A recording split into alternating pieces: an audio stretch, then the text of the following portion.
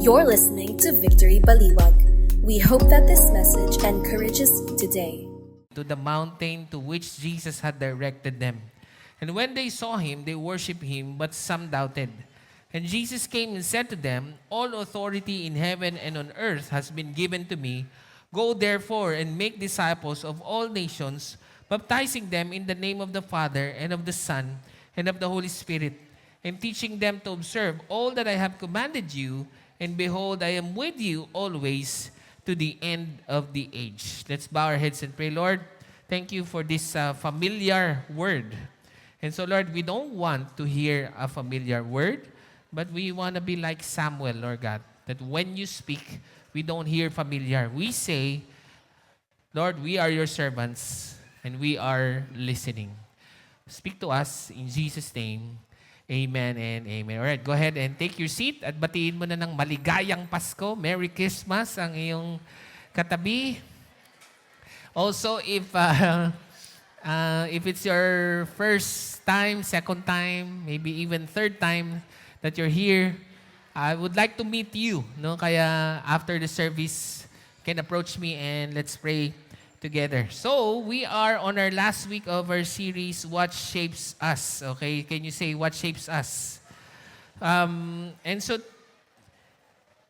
today, we're gonna talk about missions. Now, kanina hindi ko alam kung totoo, tinanong ko lang si ChatGPT, as of November 10, 2024, how many Christians are alive today? 2.4 billion Christians daw ang buhay lang, no? So hindi nakasama yung namatay pa dati. 2.4 billion. So mula sa 2,000 years ago, so supposedly na-extinct yung Christianity, now it's 2.4 billion. Ang next would be is yung Islam, which is 2 billion buhay. Ngayon, yung sa Muslim, so hindi rin sila na-extinct, no? But yung India, alam nyo ba na yung India number 1 na pinakamaraming tao today? India is the most populous nation in the world. And we have a victory group, no? Si Roshan, yung nagkumakanta rito. He said, marami daw kasing Muslim sa India. And so they grow their population through religion biologically. So sino sa inyo gusto mong ma-extinct yung Christianity? Extinct. Yung mawala na talaga. Yung, alam nyo ba na kung, sino sa inyo wala kang asawa, you don't have a spouse, taas mo rin kamay mo, nakikita ka ni Lord, di ba? Malay mo naman, may makasulyap sa'yo dito. Di ba? So, kaysa kung saan ka pa naghahanap, dito na lang, di ba? So, alam nyo ba na at least meron ka man lang sanang nadalang isa. Tingnan nyo paano lumaki? How did it grow from 11 minus Judas to 2.4 billion considering marami pang namatay? Many Christians have already died. So if we can, isasama pa natin yung mga namatay na, so that's around 5 to 6 billion Christians. So kumonti ba yung Kristiyano o hindi? Hindi, di ba? So si Lord hindi nagpapalugi. Sabi mo sa katabi mo, si Lord hindi nagpapalugi. Okay? Ano ba yung lugi sa English? The Lord does not go bankrupt. The Lord does not. Why? Because He invested His one and only Son. Do you think He will allow the 11 just to remain 11 and not go through the ends of the earth? Hindi. Kaya yung katabi mo, hindi dapat malugi si Lord yan. So kung single ka, dapat at least meron kang nayaya rito, dalawa. Okay? Bakit dalawa? Kasi one day, baka mawala ka dito, at least yung isa mong nayaya, yun yung papalit sa'yo. Hindi tayo nababawasan. Tapos, tumubo si Lord, kasi dalawa yung nayaya mo, so nadagdagan tayo ng isa. Okay? Tingnan nyo yung, sino yung ngayon may asawa? May asawa? Okay, alam nyo hindi to biblical, pero sabi naman magpakarami. Alam nyo, lugi si Lord pagka dalawa lang ang anak ninyo. You need to have 3 children. Bakit? O bakit? Tingnan nyo pag namatay kayong dalawa, sinong papalit sa inyo? E di yung una, tsaka yung pangalawa. O di parang hindi tumubo si Lord, hindi tayo dumadami. Di ba? Kaya, kailangan tatlo para tumubo man lang ng isa si Lord sa'yo. Either we grow spiritually, meaning dumadami yung church spiritually, or biologically, naku, pag hindi tayo nagsabi mo sa katabi mo, magpadami ka. Pag di tayo nagpadami, matatalo tayo ng Muslim. Okay, hindi naman tayo nakikipag-compete. Pero isipin ninyo yung Muslim, ang lapit na sa atin, 2 billion. Wala lang silang ginawa kundi mag-anak mang mag-anak. Diba? Marami yatang asawa kasi yun, kaya maraming anak. So, yun yung ginawa nila. So, kaya natin kailangan ng missions, kailangan natin mag-multiply. Kaya, sumama ka sa couples getaway. Love, sasama tayo Okay. Alam nyo ba, hindi kayo masyadong busy. Kung may busy, ako yun. Kasi tingnan nyo yung couples getaway po, hindi ako libre doon. Magbabayad din ako ng full registration. Tapos pagdating ko doon, pagtatrabahuhin pa rin ako, nagbayad na ako registration, pero okay lang naman. Siyempre, pastor ako di ba? So, tapos noon, day 1, Thursday, Friday, sa umaga session, sa hapon magkakasal ako dito sa San Rafael. Tapos babalik ako uli sa Subic, di ba? Tapos, sa November 30, ay balik ako dun sa session, tapos sa hapon may kasal uli ako sa Bustos naman. So, sabi mo sa katabi mo, hindi ka busy. Sumali ka na sa Couples Getaway, samahan nyo kami. Masaya yon. 3 days, 2 nights. Okay, sama na. And we're gonna go have a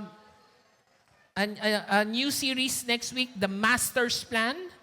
So, yan, look out for that. It's gonna be a great series. Victory Bulacan series lang to, Hindi to buong Victory. Gumawa tayo ng sarili nating series, Gawa yan ng Bulacan lang. So, we're talking about we believe, and now we're gonna read our statement of faith in the book and even in Every Nation Seminary. Ask your seatmates, are you ready? Ready na? Okay, so, mission, we believe God's mission is to redeem a people for Himself from every tribe, nation, and language, and to restore creation for His glory. As the Father loved the world and sent His Son, and the Father and the Son sent the Spirit, the triune God sends the church into the world to proclaim the gospel, make disciples, and seek God's justice and reconciliation in the world. Now,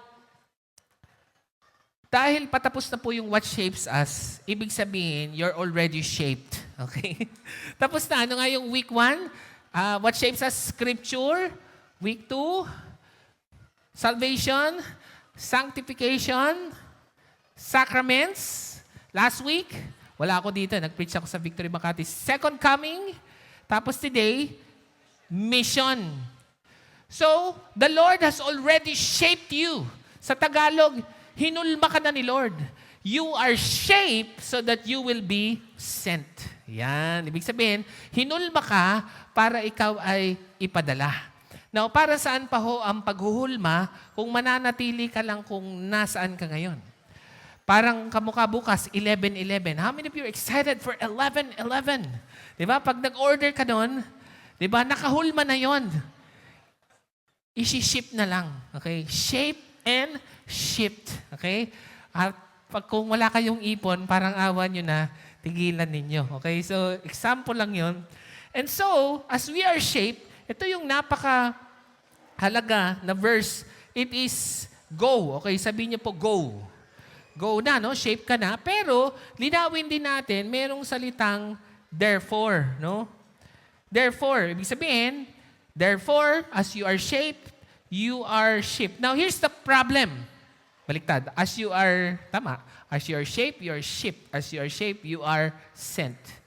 Okay, so, here's the problem. Pagdating sa ministry, kasali tayo dyan.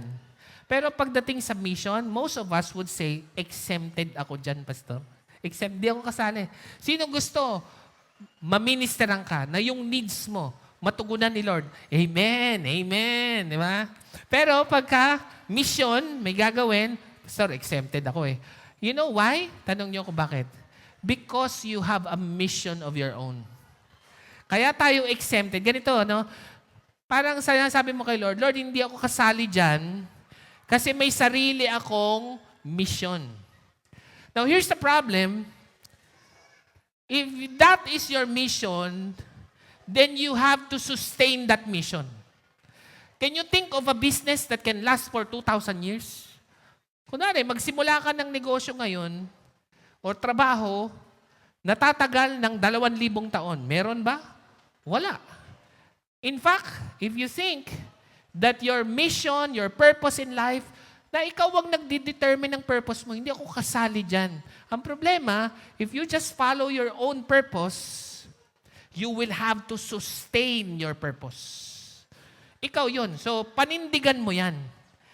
Dahil yan ang gusto mo eh. May purpose ka eh. Rather than discovering the purpose of God, you're saying to God, Lord, exempted ako sa purpose mo because I have my own purpose. Okay, sustain it.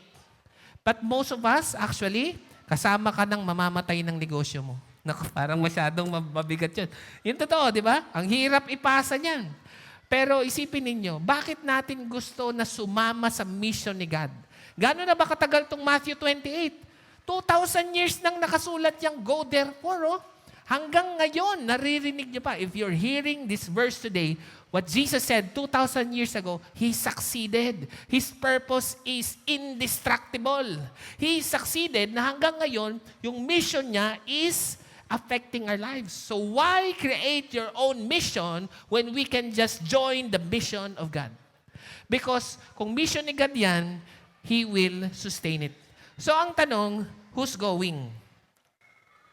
Di ba? Parang gano'n, oh, may mission. Who's going? Raise of hands. So, huwag nyo manang itaas yung kamay natin. Now, ito yung malinaw, no? Now, the 11 disciples, yan yung una. Tumubo ba? Dumami ba yung 11? Oo, mula 11, naging 2.4 billion. Gusto nyo ba yung nai-extinct? Gusto nyo ba ma-extinct tong Victory Baliwag? Wala na. Gusto nyo ba ma-extinct yung pamilya ninyo? Kaya magpakarami kayo. Mabubura tayo sa mundo pagka hindi tayo naghumayo at nagpakarami. Siya 11 na ito, sobra bang gagaling nila? Are they so good? The 11? Parang hindi naman. Because, example, yung pinaka-leader nila si Pedro. Matthew 26, 69 to 75, ang nakalagay doon. After a little while, he denied Jesus 3 times. Those standing where there went up to Peter and said, surely you are one of them. So, people were saying, follower ka ni Jesus. Follower ka ni Jesus. And sa third time, ang nakalagay sa verse 74, then he began to call down curses and he swore to them, I don't know the man. Biruin nyo si Peter, o kung tatagalugin ko yung swearing down curses, baka mali naman ako, no? Pero baka nagmura si Peter. Sino sa inyo may katabi ka, nagmumura pa? Nagmumura pa. Ako lang. Nagmumura pala pa si pastor. No?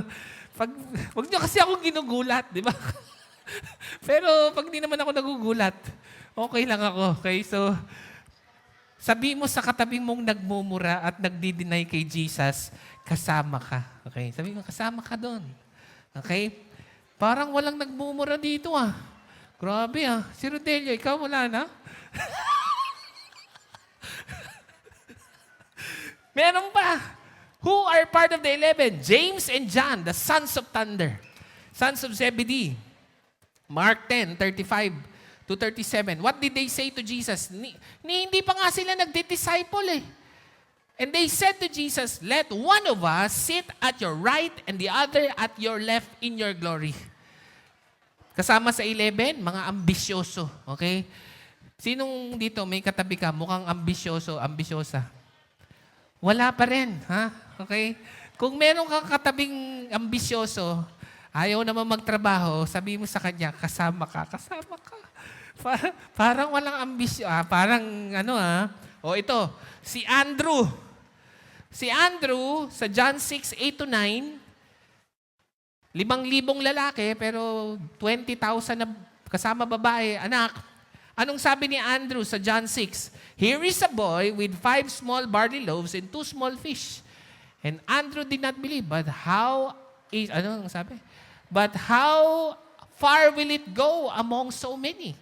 So si Andrew, hindi siya naniniwala na dadami yung isda at saka tinapay. In short, kuripot siya. Sino sa inyo, may katabi ka, mukhang kuripot. Taas ang kamay. Wala pa rin. Grabe kayo. Tinuturo yung katabi. Sabi mo sa kuripot mong katabi, kasama ka. Kasama ka. Bakit? Kahit hindi ka naniniwalang dadami ito, dadami yan. Sabi ni Lord eh. Si Philip, sabi ng John 14:8-9, Philip said, Lord, show us the Father, and that we will be enough for us. Jesus answered, Do you know me, Philip? Even after I have been among you such a long time, anyone who has seen me has seen the Father. How can you say, show us the Father? Can you imagine? Philip was walking with Jesus for years, and he keeps on saying, show us the Father. How can he show the Father? The Father is a spirit. Spirito po si Diyos Ama eh. So paano nagkakaroon ng mukha ang Spirito? Pero ang Ama at ang Anak ay iisa. Dahil ang Anak ay may katawang tao, therefore, si Kristo may mukha. And Jesus kept on saying, if you have seen me, you have seen the Father. Ang hirap maniwala ni Philip. Sino sa inyo, may katabi ka, mukhang to see is to believe. Yan, yung di naniniwala, hanggang di niya nakikita, taas ang kamay. Okay? Wala pa rin. Sabi mo sa kanya, kasama siya. Kasama ka. Meron pa. Si doubting Mang Tomas. So, kilala niyo si Mang Tomas? Sarap yun eh, no? Yung sausawan ng manok. Baka may magregalo sa akin ng Mang Tomas, ha? Hindi. Yun talaga yung pangalan eh. Anong sabi ni Thomas, kay Thomas? Unless I see the nail marks in his hands. Si Philip, to see is to believe. Si Thomas, to touch is to believe. Hanggat di ko nahahawakan yan, hindi ako maniniwala. Hindi ako sasama sa mission ni God. May sarili akong mission. O sige.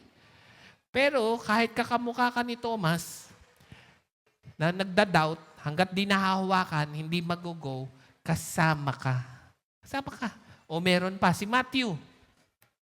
Si Matthew ay sa Matthew 9 verse 9, and Jesus went on from there, and he saw a man named Matthew sitting at the tax collector's booth. Sinong nag-recruit kay Matthew?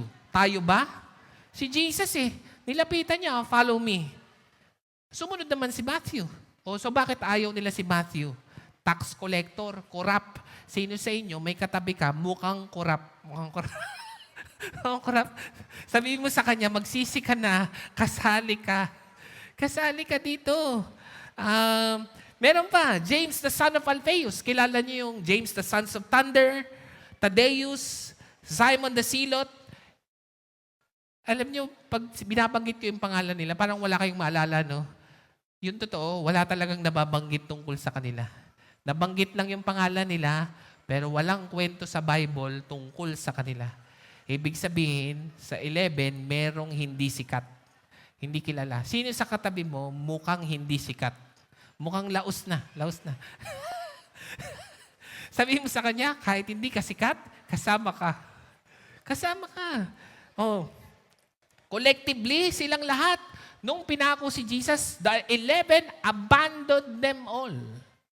Sino sa inyo, iniwan mo na si Jesus? Ako lang. Grabe. Kayo, hindi nyo iniiwan si Jesus talaga? Oh, grabe ha. O, di, ako na lang, no? Kasama ako. Kasama kayo. Di ba? Na kahit nangiiwan kayo, and they even lack understanding. Sabi nga ni Jesus sa Mark 9:32, sabi niya, hanggang kailan ko ba kayo tuturuan? Alam nyo, sino sa inyo nabasa nyo na yung Bible? Ngayon, kung nabasa nyo na, nagagawa nyo ba? So kahit alam nyo na, kung hindi nyo nagagawa, hindi nyo pa naiintindihan. Ganun lang yan. Diba? So don't say na, hey, alam ko na yung 4 E's, 4 I's, L113, L215, ano pa? 4 P's. Hindi pala kasama yung 4 P's. Alam ko na yan, no? Ano po bang root word ng salitang disciple? Student. If you are a Christian, you will never graduate from being a student because we always lack understanding. Sino sa inyo, madalas, hindi mo maintindihan yung pinagagawa ni Lord? Taas ang kamay. Sabi mo sa Kanya, kasama ka. Kasama ka. Sino nagsama sa'yo? Hindi ako. Si Lord. Yung mga slow to understand. Now, dahil kasama pala tayong lahat, what is the mission? And the answer would be to, kanina lang nagbaptism tayo, mga alas 4, dun sa FJA Pavilion sa may Santa Barbara. Kasi si Jesus nagturo na eh.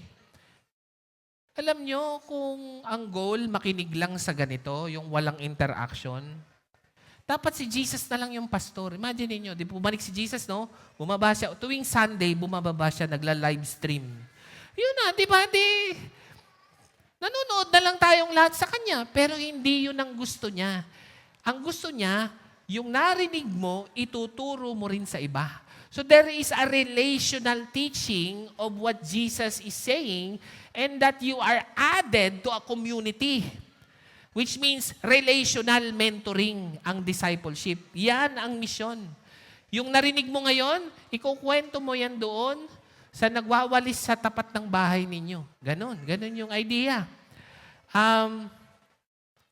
And so, yun yung mission, no? And the mission is the entire world, which means we will never be comfortable. Yung iba nag-iisip na yung simbahan, ay, family yan. Okay naman yung family, pero basahin mo uli yung Matthew 28. Parang hindi lang family yun, di ba? Parang may mission. Yes, we're gonna stay together, but we're gonna go to the ends of the earth, which means we will never be comfortable, we will never be big enough as long as there is one soul out there who does not know Jesus. We're not done yet.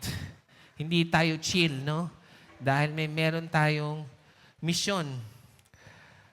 So, to be very, very clear, God's mission is to redeem a people for Himself. Sa dulo ng mundo, ito ang mangyayari.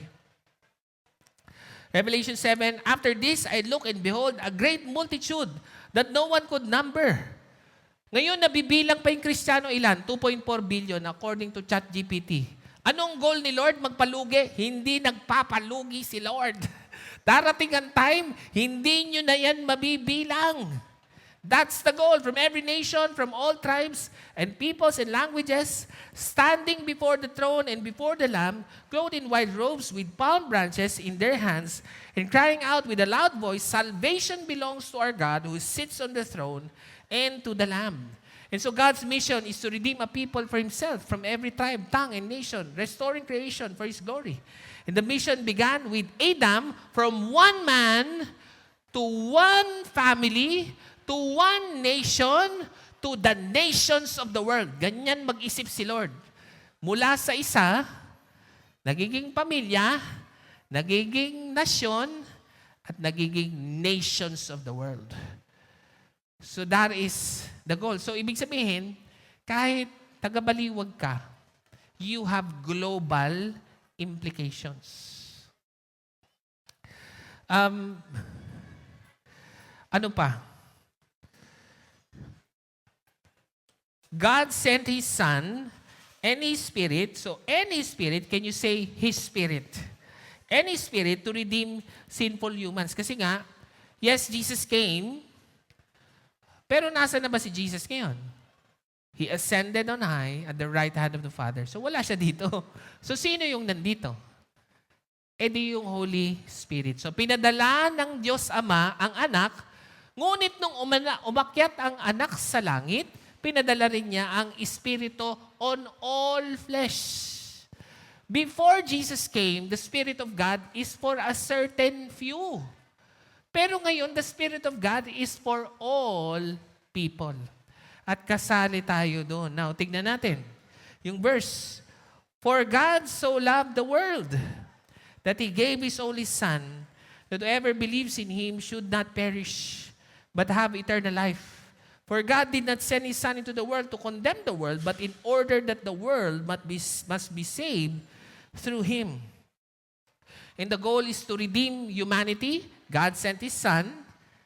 The Son went up to heaven, sent the Spirit, now to all of the church to redeem a sinful people. Now, Redemption is often viewed through metaphors like paying a ransom, which means people are enslaved, emphasizing that humanity is in bondage to sin and cannot redeem itself. Jesus was the payment for our redemption, living a perfect life and dying on our behalf. And the Holy Spirit continues the work of Jesus by convicting the world of sin, enlightening people to the truth, and regenerating those who believe. And the Spirit empowers believers to live out their faith and participate in God's mission. Now that you have the Spirit, what is the role? No? So ngayon, the Spirit for all flesh. Sa inyong lahat. God sends the church now to proclaim the gospel. Pinadala ang anak pinadala ang Espiritu. Ngayon na lahat tayo may Espiritu, pinadadala naman tayo to share the gospel. Okay, tingnan natin yung verse. Jesus said to them again, "Peace be with you. As the Father has sent me, even so I am sending you." And when he had said this, he breathed on them and said to them, "Receive the Holy Spirit." The church is sent by God to proclaim the good news of Jesus Christ to the ends of the earth. And this involves testifying to the life, death, and resurrection of Jesus and calling people to repent and believe in the gospel. Every generation of Christians is tasked with spreading this message. The church fulfills this role actively by preaching, teaching, personal witness.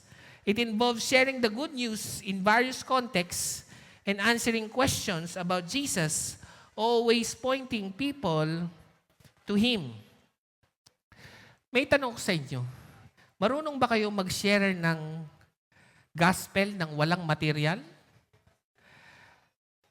Kasi madalas, kaya hindi tayo makapag-share. Kasi nagiging mabait tayo to certain people, pero parang may hidden agenda tayo. No? Parang, magiging mabait ako sa kanya.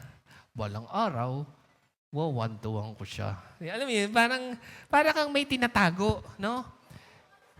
And again, we're called to the nations, but some of us are called to our family, called to go to our family, called to go to our neighbor, called to go to the province, even to the region, even to the nation, into the nations of the world. Now, simplihan na lang natin. Lord, dumarating ka na ba? Second coming na yata.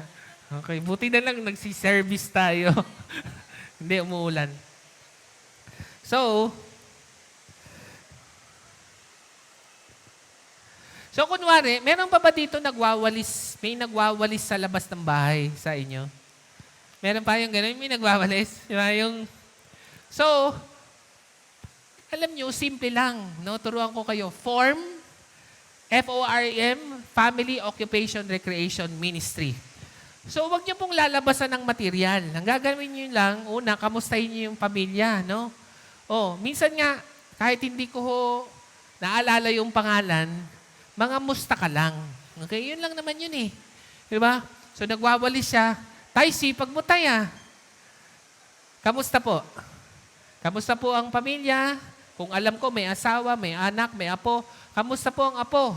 Family. Okay? And then, occupation or kung nag-aaral, kamusta po ang pag-aaral? Kamusta po ang trabaho? Ko kwento siya. Huwag nyo kaagad sharean, no? Tapos, recreation. Ano pong ginagawa ninyo, tay, pag break time? Ano pong pinanonood ninyo? Panoorin mo na rin, basta hindi masama, no? Tapos sa dulo, by the way, sana araw-araw nagdi-devotion tayo. Kasi ang sabi po dun sa verse, teach them what I taught you. Kung wala po kayong natutunan, wala po kayong ituturo. Ganun lang naman kasimple yun. Tama ba? Ngayon, bigyan ko kayo suggestion. Araw-araw sa Victory, merong MWP. Morning Worship and Prayer every 7 a.m. Nagpi-premiere po yun sa YouTube, Facebook. Pakinggan nyo po yun. Tapos mag-notes kayo. Pag may nakuha kayo, yun na yun. Baunin nyo na sa puso ninyo. Hindi po kailangan lagi ba kayo may dalang material. Ngayon, dahil may word kayo, pag Sabado, meron na ring service online. Pag Sunday, may natututunan din kayo. Sa dami nyo pong natututunan araw-araw, abay kung wala kayong ma-share, makakalimutin talaga kayo. Magdasal tayo sa Holy Spirit to remind us of what Jesus taught. Now, here's the thing. So, kinausap na, kamusta po ang pamilya? Kamusta ang trabaho? Kamusta ang pag-aaral?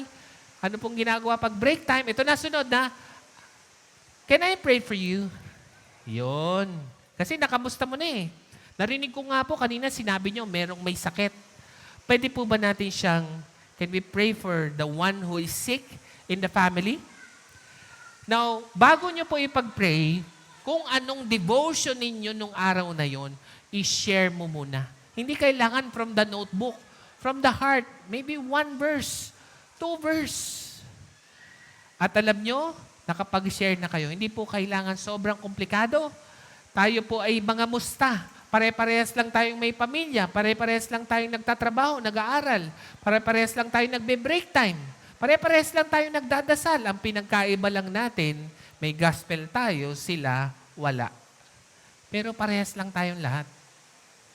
Hindi tayo espesyal, no? Pero binigyan tayo ng espesyal na mission ni God. At next week, yung nagwawalis, balikan mo uli. Because we're not just called to share the gospel. The next thing is, we are called to make disciple. O, tignan nyo to Look at this. And Jesus came and said to them, all authority in heaven and earth has been given to me. Go therefore and preach the gospel. Yun ba yung nakalagay? Hindi. What is written? Make disciples. Ano ibig sabihin ng make disciples? Teaching them to observe. Which means, ang pag-share ng gospel, hindi isang beses. Paulit-ulit. So makikita mo uli yung nagwawalis dun sa labas sa inyo. Huwag naman araw-araw, makulit ka nun, no? Pagka lagi mo na lang kukulitin. Mga next week, after 7 days, tayo kamusta na po? Naalala ko, pinag-pray natin yung may sakit, di ba? Gumaling na po ba? Kamusta po kayo? How can I pray for you? Magsasabi na naman siya, dahil nakamusta mo siya. And then, bago ka mag-pray, nag-devotion ka ba? As the Lord has taught you, teach others. Now, to some degree, hindi po tayo pwedeng mag-preach kagad because like sa Macau, sa Chinese nation, hindi natin master yung language eh. So instead of proclaiming the gospel, we demonstrate the gospel. Pero kahit naman po yung demonstration, kailangan pa rin yan ng proclamation. Parang nanliligaw lang. Sino sa inyo naligawan ka na? Naligawan na. Diba? Yung asawa ko lang, siya lang talaga yung naligawan dito eh.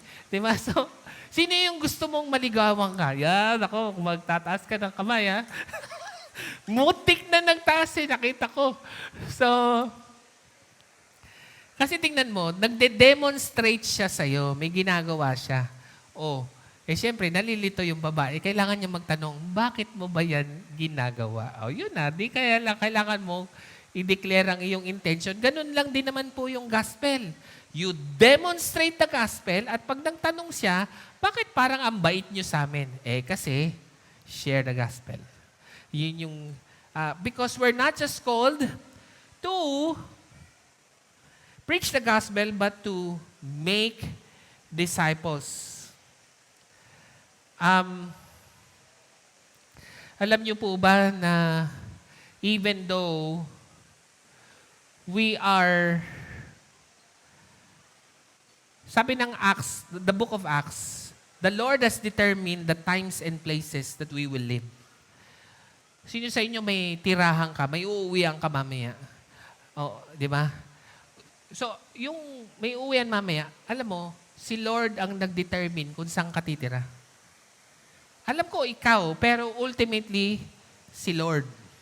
Which means, though you live in Baliwag locally, you have global implication. Okay? Kasi si Lord ang naglagay sa'yo dyan eh. Si Lord ba? Lord lang ng Baliwag? Hindi. Lord yan ng buong mundo. You are placed here locally, but you have global implication. Bigyan ko kayo uli ng example Yung nagwawalis uli doon sa labas. Yung nagwawalis na yan, hindi na natapos. Alam mo, bigla yan magkukwento. How can I pray for you, Tay? Pag-pray mo nga yung anak ko, nasa Canada. Tinan nyo. Biruin mo, sa kapitbahay nyo lang yon, uuwi nga siya eh. So pag uwi, madidisciple mo rin siya.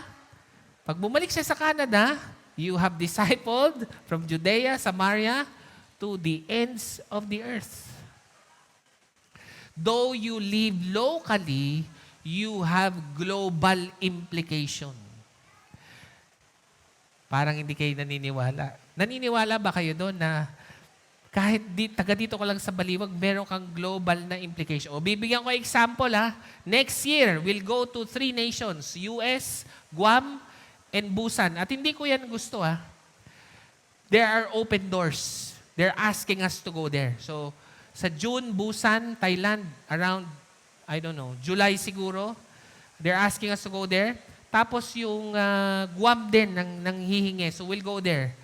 Every nation, Guam. They're asking si Shelo. Alam nyo ba, may nag-PM pa sa akin. They're asking help for every nation, Switzerland, 2026 naman. Diba? Switzerland, so si Dahlia naman yan. So baka 2026 pa. Now yung iba sabi, wow, parang naiisip nyo kagad, bakasyon no? Hindi, no? Alam nyo, lagi tayong nakakatanggap ng Toblerone sa Switzerland. Paano ba naman na yung tayo naman ang mag-bless sa kanila? We will bring the gospel there. I remember, in 2019, punta pa ako ng Tokyo. Diba? Tokyo, Japan. Gusto nyo ba sa Japan? Alam nyo, masaya doon. For a few days, ang ganda-ganda ng lugar. But after a few days, parang robot lang yung mga tao doon. Gigising, tatayo. Talagang sila, very efficient. Parang sabi ko, wow, robot. Now, meron ba tayong ma-offer sa Japan? Oo naman, gospel. Marami silang pera, marami silang trabaho, pero wala silang mabuting balita. Ganon din sa Switzerland, marami silang matatamis na Toblerone, pero wala silang matamis na pag-ibig ni Jesus. Naks naman. Okay, so, ano ba may isa? Busan, ang dami nilang aswang, di ba? Kailangan nilang mag-share ng gospel so that we will be transformed from dead to life. Now, pag nandun na po tayo, wag po kayo magsasabi ng pasalubong, pastor. Alam nyo bakit? Kung personal nating pera ang gagamitin, abay magpasalubungan tayo. Pero kung ito po'y ministry support to go to Busan, to Thailand, to Switzerland, abay mag-share tayo ng gospel. Doon natin lahat gagasusin ng pera dahil stricto tayo dyan. Kung gusto mong magbakasyon, sarili mong pera. Pero pagkasama yung simbahan, stricto tayo. Okay? Kasi nga, baka ang iniisip nyo, gusto nating pumunta sa Switzerland para kumuha. But rather, we come there with a mission. To honor God and make disciples. And not only that, God sends the church to be a prophetic voice to a sinful world. So ulit pinadala ng Diyos ang anak pumanik sa langit, pinadala ang Espiritu sa lahat ng simbahan para saan? To share the gospel. Isang beses lang, paulit-ulit because we are to make disciples. Kasi kung sharing lang ng gospel, di dapat pinuno na lang natin yung isang malaking dome, may isang nagsasalita, tapos makikinig lang tayong lahat. Pero hindi ganun Ang gusto ni Lord, makinig ka, yung narinig mo, isi-share mo doon kung saan Kanya pinapadala. At hindi ito mahirap. Family, occupation, recreation, ministry. Now, hindi lang po sa mga kakilala ninyo, pero pati sa mahihirap, pati sa widow, at sa, fatherless. Kasi tingnan nyo doon po sa hindi nahihirapan sa buhay, kailangan nyo pong makipagrelasyon. Pero po yung nahihirapan sa buhay, huwag niyo pong kwentuhan. Tulungan ninyo. Makikinig yan sa inyo. Kaya nga meron tayong Real Life Foundation. Bakit tayo nagbibigay ng scholarship? So that to those that will receive scholarship, we will be able not just to preach the gospel, but to make disciples. Ano pa? Dapat bayan. Di ba? Meron din tayong dapat bayan. We actually help the poor.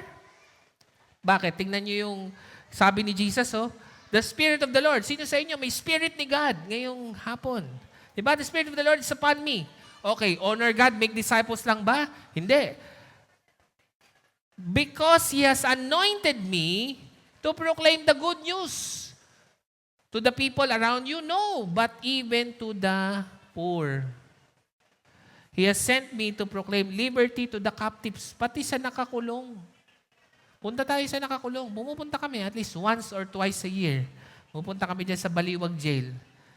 Ako, grabe po yung worship. Minsan sumama kayo. Magpaiwan na rin kayo doon. Maiwan na rin kayo. So, yung magbibigay kami ng something, tapos kami po mag-worship. Grabe po mag-worship. Ganadong-ganado para pong meron silang kalayaan. No? Captives, recovering the sight of the blind.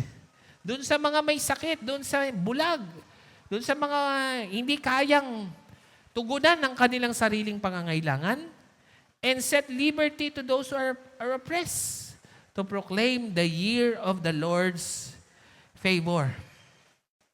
The church is called to seek God's justice and reconciliation, addressing the world's injustices and advocating for the oppressed. The prophetic role involves proclaiming the good news, challenging unjust systems, and working for the transformation of society in line with God's kingdom values. And the ultimate goal is to join the prophets of old in denouncing oppression and to work towards God's vision of justice and peace on earth. The church must accept that its work will be incomplete and unfinished until Jesus returns to fully establish His kingdom. Alam nyo, laging may matitirang mahirap. Laging may naaapi.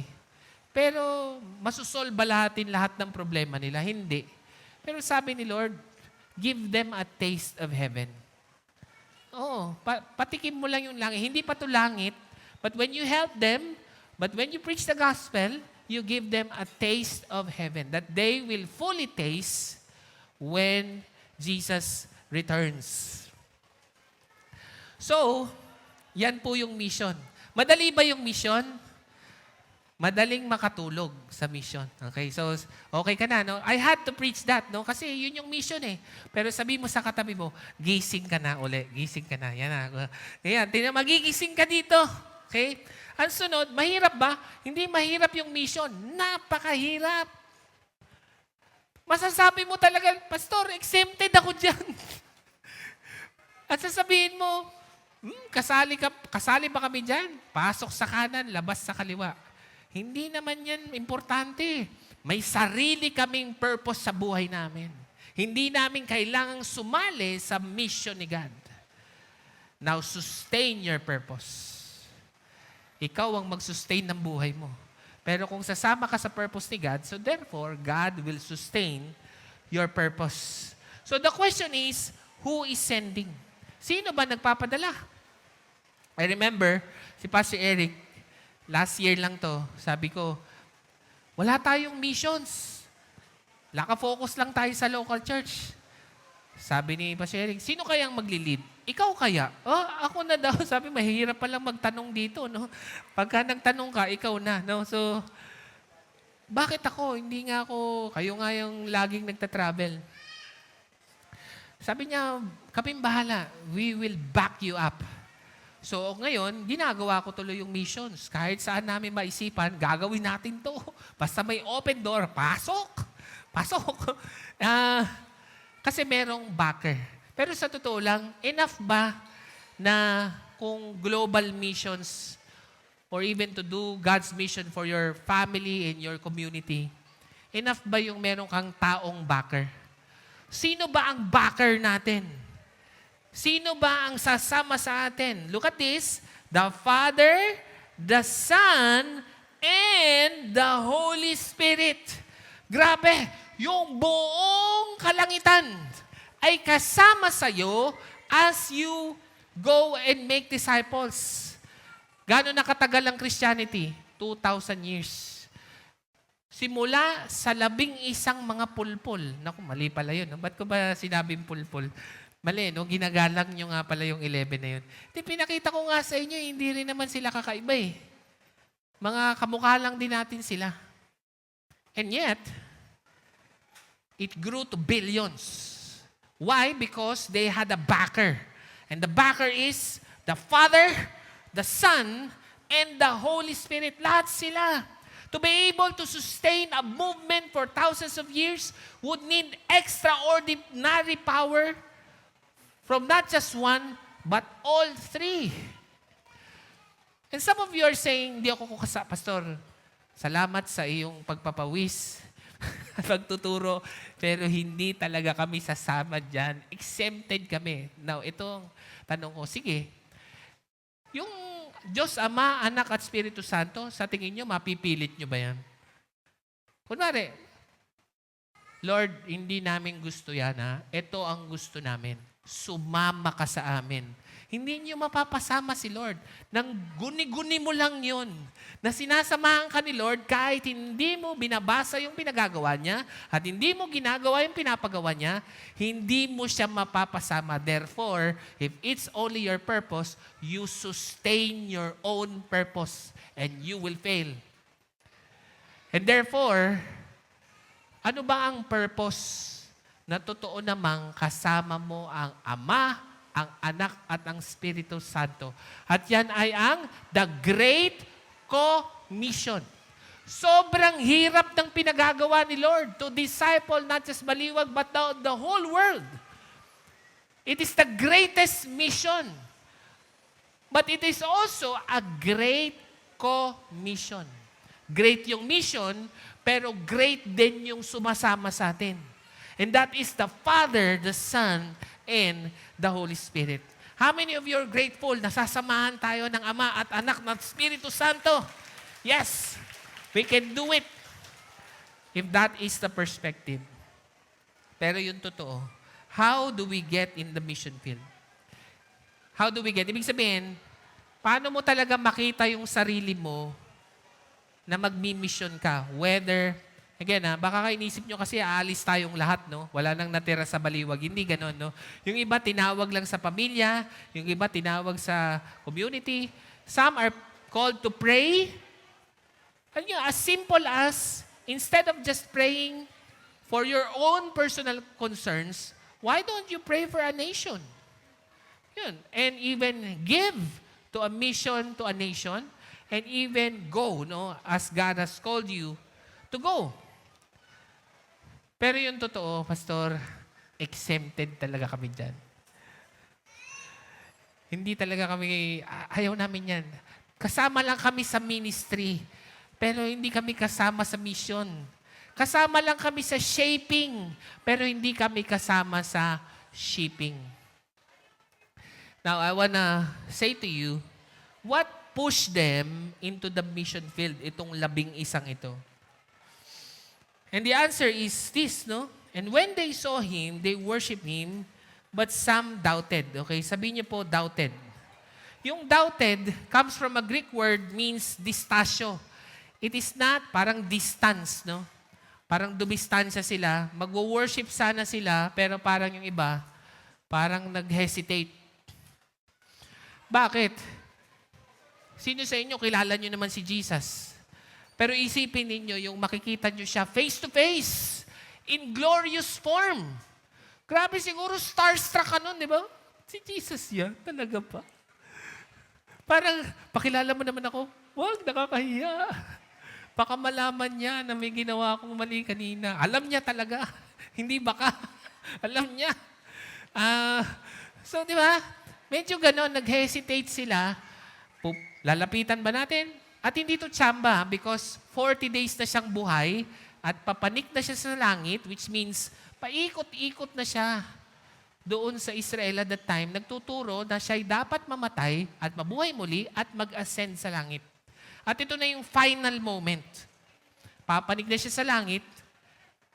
And the idea is, yung idea ng distasyo, hindi po ito yung doubting na kamukha kay Thomas. Ito is more of a starstruck. Para silang na starstruck. Sino sa inyo nagpa-palpitate ka? Alam niyo ba yung palpitation? May palpitation, taas ang kamay. Palpitation. Yun, matanda na tayo, no? Now, kung ikaw ay nagpa-palpitate kasi hindi ka uminom ng gamot mo, o kaya you did not drink your medicine, or tumakbo ka, so kasalanan mo yun. Pero iba yung palpitation na kasi na-starstruck ka. You get what I'm saying? Kaninang umaga, may sakit kasi yung isa naming anak. So, inalagaan ng asawa ko. So, hindi ko siya katabi. Pero nung nakatulog na yung baby, hindi na baby pala yun, no? Yung anak namin, tumabi na siya sa akin. So, ngayon, nakaganon ako. Lumingon akong ganon. Kanta talaga niya. After 15 years, nagpapalpitate ako.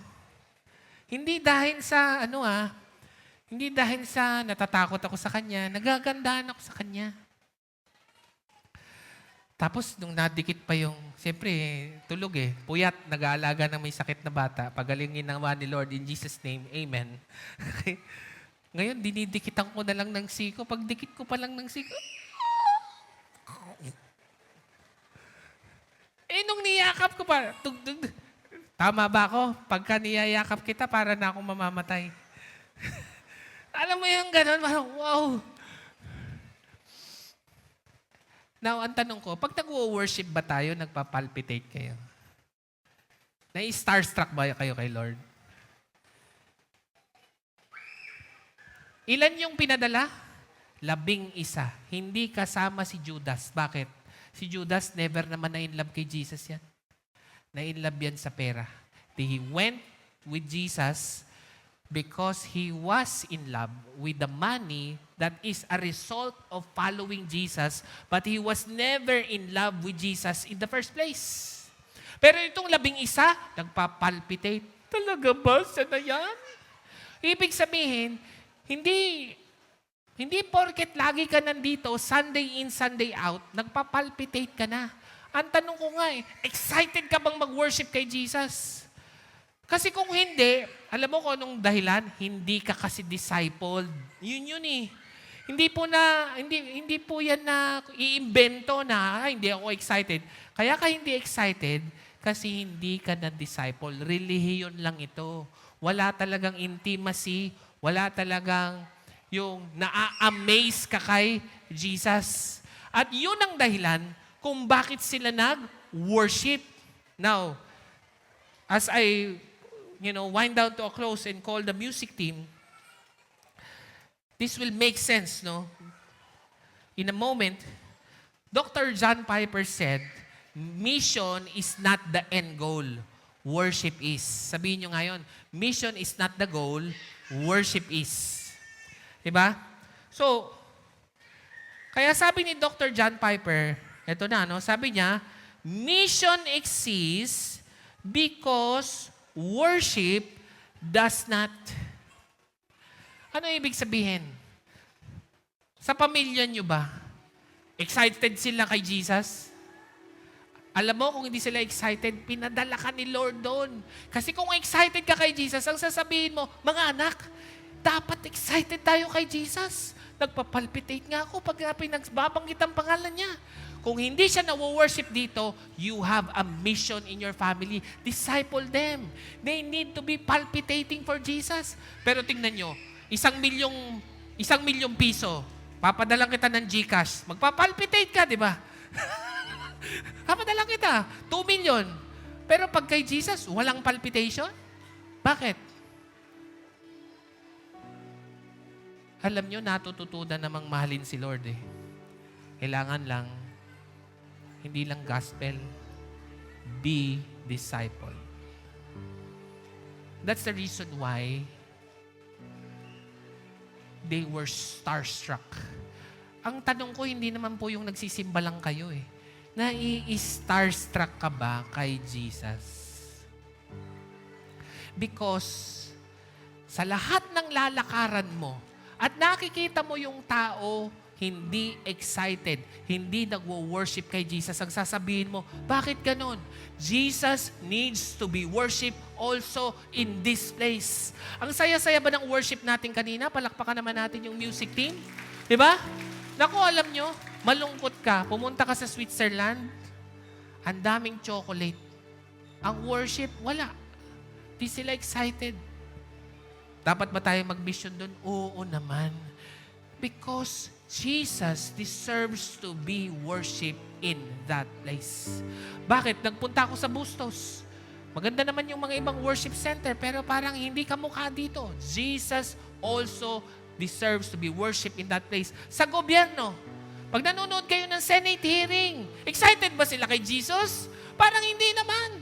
Kaya dapat mag-disciple sa Senado because Jesus deserves to be worshipped in that place. Jesus deserves to be worshipped in your house, in your Judea, in your Samaria, into the ends of the world.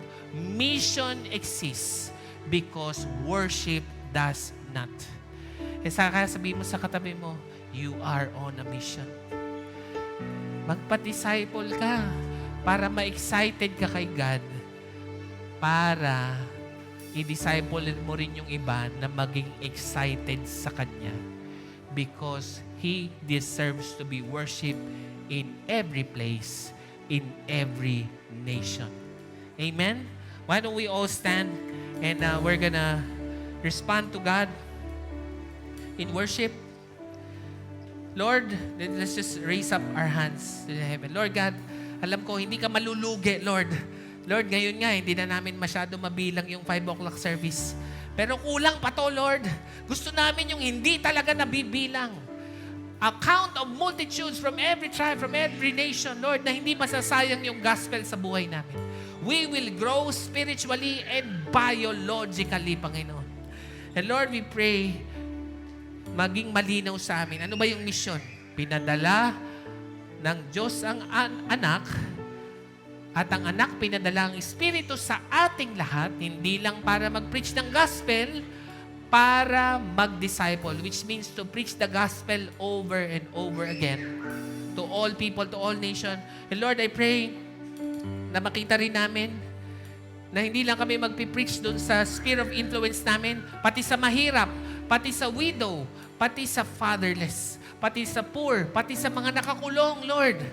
Yun po ang mission ng aming buhay. And Lord, you were the first to go on mission, reaching out in grace, calling us to yourself. And Lord, for that reason, kung naintindihan namin yun, dapat na starstruck kami tuwing nagwo-worship kami.